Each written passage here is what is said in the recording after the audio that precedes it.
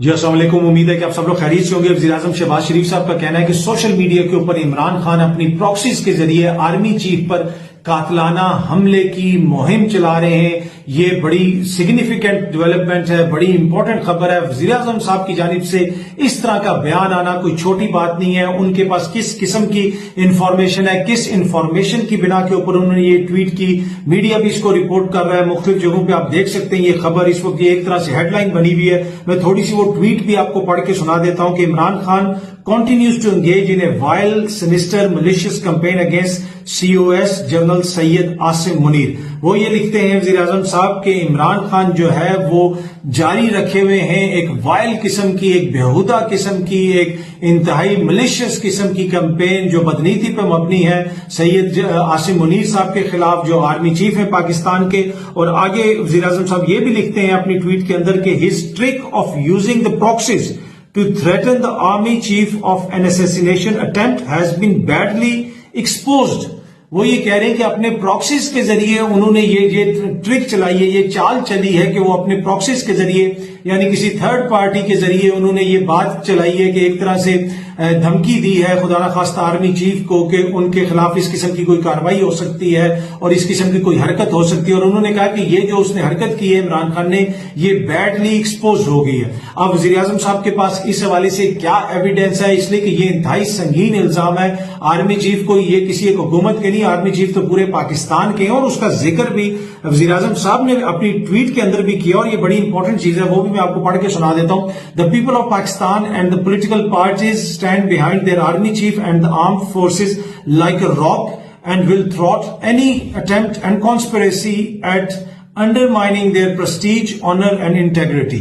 ठीक है, ये बड़ी इंपॉर्टेंट है, बिल्कुल सही बात है। हम अपनी पूरी कौम जो है अपनी मुसल्लह फौज के पीछे खड़ी है, अपने जवानों के पीछे खड़ी है, रोज जवान हमारे लिए शहादतें दे रहे हैं, तो ये तो बात उनकी बिल्कुल ठीक है। ऊपर जो उन्होंने बात की है कि इमरान खान अपनी प्रॉक्सीज के जरिए सोशल मीडिया के ऊपर आर्मी चीफ के ऊपर कातलाना हमले की मुहिम चला रहे हैं। अब ये जिस तरह मैंने पहले भी अर्ज की कि बड़ा संगीन इल्जाम है, वो मुल्क के वजीर आजम है, यकीनन उनके पास कोई ना कोई एविडेंस होगा तो उन्होंने ये बात की होगी। ये मुहिम कहां से शुरू हुई, किसने शुरू की, पहले बयान देना क्यों जरूरी था? जरूरी नहीं था कि ये सारे सबूत सामने रखे जाते।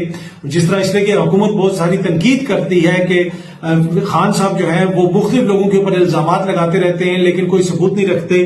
तो अब हुकूमत ने भी ये इल्जाम लगाया है, जो अगर उन्होंने ये इल्जाम लगाया तो अब उनका फर्ज बनता है कि इस हवाले से जो भी सबूत है वो सामने रखे और जो भी शख्स इसमें मुलविस है, इसलिए कि ऐसी किसी भी चीज को कतन जो है आप बर्दाश्त नहीं कर सकते, वो काबिल कबूल नहीं है। बाकी सियासी इख्तलाफात अपनी जगह है, सियासी जमातों के इख्तलाफात अपनी जगह है, लेकिन एक जमात के लीडर के ऊपर ये इल्जाम लगना कि वो खुदा न खास्ता इस किस्म की किसी चीज में मुलविस है, तो वो बड़ी संगीन इल्जाम है। आई होप कि आने वाले दिनों में वज़ीर आज़म साहब इस हवाले से जो भी सबूत है वो कौम के सामने रखेंगे।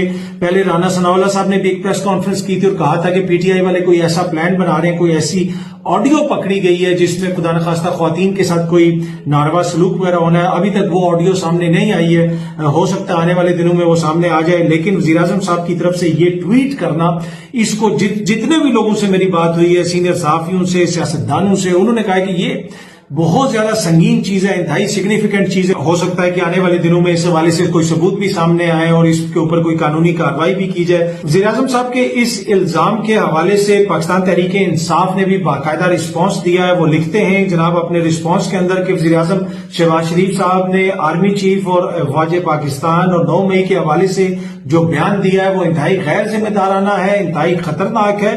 और अपने रिस्पांस के अंदर पाकिस्तान तहरीक इंसाफ ने जो बयान जारी किया उसमें उन्होंने लिखा है कि इज्जत नफ्स से महरूम एक शख्स को वजारत उज़्मा पर बैठाया जाएगा तो मनसब का वकार मजरू और इंतशार और फसाद का वसीला बनेगा वो शख्स। ये वज़ीर आज़म साहब के हवाले से वो कह रहे हैं शहबाज शरीफ का बयान हर जाविये से शर्मनाक और काबिल मुज़म्मत है।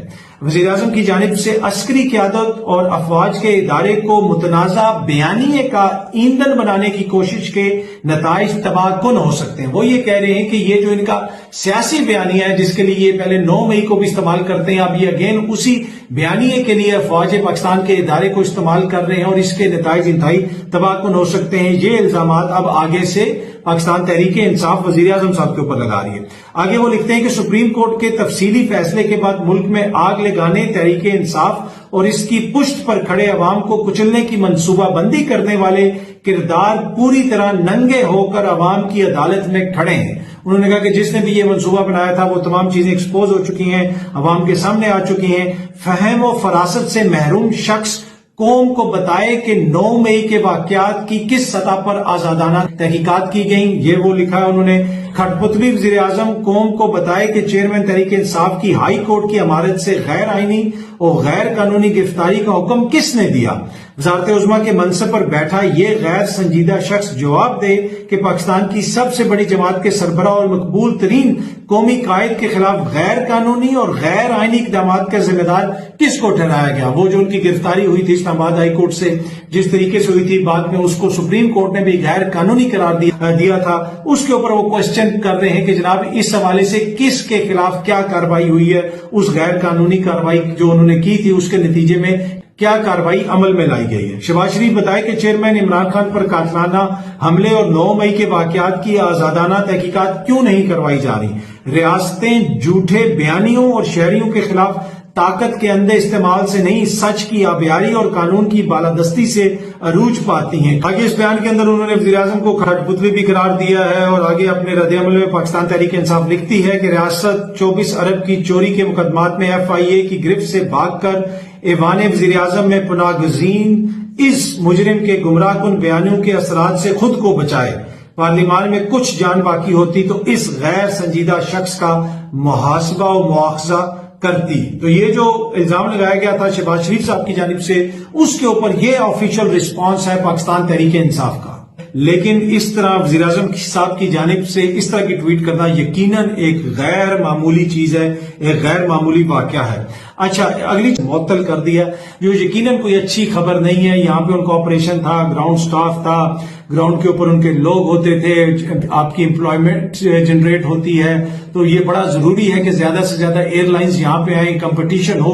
اور دوسرا ان کی جو فلائٹ تھی وہ ڈائریکٹ آتی تھی، لندن سے، مانچسٹر سے لاہور جاتے تھے، اسلام آباد آتے تھے، اور بڑی اچھی سروس تھی ٹو بی آنیسٹ۔ مجھے ان کے ساتھ جب بھی ایکسپیرینس ملا، اور ان کے جہاز بھی بڑے نئے ہیں۔ ایک اور انٹرنیشنل ایئر لائن ہے وہ بھی ڈائریکٹ آتی ہے، وہ بھی یورپی ایئر لائن ہے، میں نام نہیں لوں گا اس کا۔ انہوں نے جو اس میں جہاز چلائے ہوئے ہیں، اگر آپ ان کے بزنس میں بیٹھے ہیں، پیچھے بیٹھے ہیں، جدھر مرضی بیٹھے ہیں، وہ ٹوٹی ہوئی سیٹیں، پرانے جہاز، وہ کوئی ان کے 5-6 پرانے جہاز ہیں جو وہ کچھ افریقہ کے لیے چلاتے ہیں، ایک آدھا اس میں سے وہ پاکستان کے روٹ پہ چلاتے ہیں، اور ان کی حالت کوئی اتنی اچھی نہیں ہے۔ لیکن یہ جو ورجن کے جہاز تھے یہ بڑے برانڈ نیو جہاز ہیں، اور بڑا اس میں کمفرٹیبل آپ کا سفر گزرتا ہے۔ پر آج یہ سیڈ نیوز ہے کہ ورجن نے اب یہاں سے اپنا جو آپریشن بند کر دیا۔ سیڈ نیوز اس لیے نہیں ہے کہ میں نے یا کسی اور نے اس پہ ٹریول نہیں، جنہوں نے ٹریول کرنا ہے وہ تو کسی نہ کسی اور چیز پہ بھی ٹریول کر لیں گے۔ سیڈ نیوز اس لیے کہ میرے ملک پاکستان سے یہ جو ایک انویسٹمنٹ یہاں پہ آئی ہوئی تھی، یہاں پہ جو آپریشن ان کا چل رہا تھا، اس کو کافی حد تک وہ محدود کر دیں گے۔ آئی ہوپ کہ یہ دوبارہ انویسٹمنٹ یہاں پہ آئے اور دوبارہ آپریشن وغیرہ یہاں پہ شروع ہو۔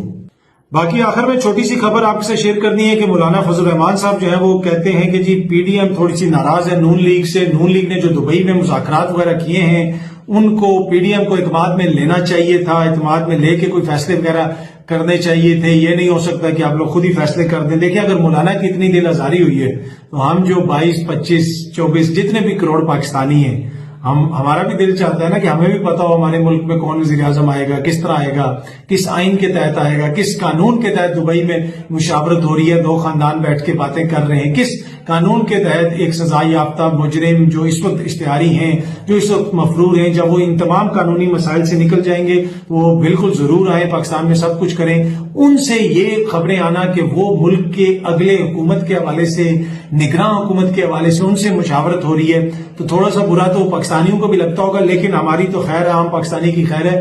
نون لیگ والوں کو اور حکومت والوں کو خیال کرنا چاہیے کہ مولانا کی دل آزاری نہ ہو، اس لیے کہ اگلے سیٹ اپ میں بھی دیکھیں نا ان کا بیٹا کیا وزیر بنے گا کہیں نہ کہیں، تو یہ ضروری ہے نا پہلے ان کو بتایا جائے کہ ان کا بیٹا کہاں لگے گا اگلے سیٹ اپ میں۔ ان کے سمدھی جو ہیں جنہوں نے الیکشن نہیں ہونے دیے کے پی کے میں، گورنر جنہوں نے ڈیٹ نہیں دی،